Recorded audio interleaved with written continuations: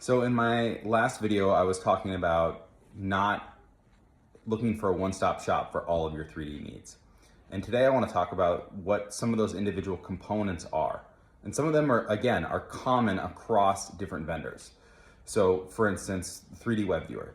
That's something that's offered by a lot of different platforms. People put it out there as like, we've got a web viewer, we've got a web viewer. And what's important to know is that a web viewer does not equal scalable 3D. For instance, the Google Model Viewer is available for free, publicly. Anyone can take that and use it.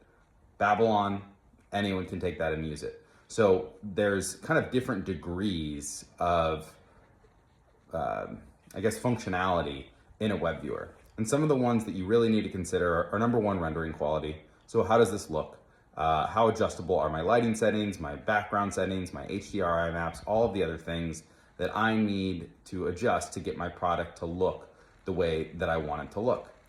Another thing to consider that people don't often consider is, can I update this in bulk? So it's one thing to dial in 5, 10, maybe 100 products with the web viewer.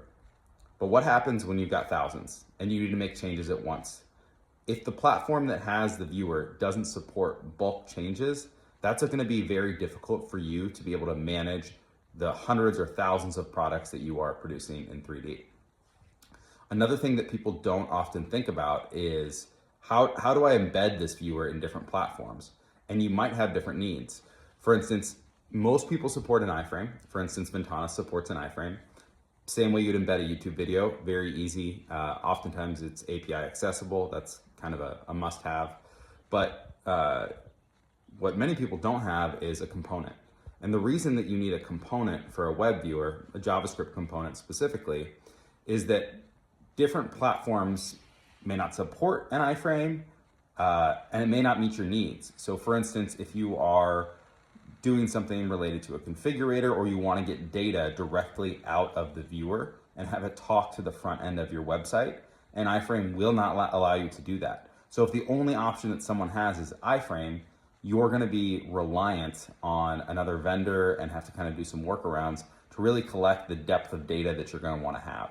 And a JavaScript component, a viewer as a JavaScript component, gives you a lot more flexibility to customize the data that you're pulling and the way that that element interacts within your web page. So those are just a few thoughts on web viewer today. I guess I'd be remiss if I didn't mention the last one is, web viewer is great, but if your file's 300 megabytes, it doesn't really matter. It's not going to be very useful to you at all. So it is important to consider things like optimization and other elements when you're evaluating what your needs are for your organization. All right, have a great day.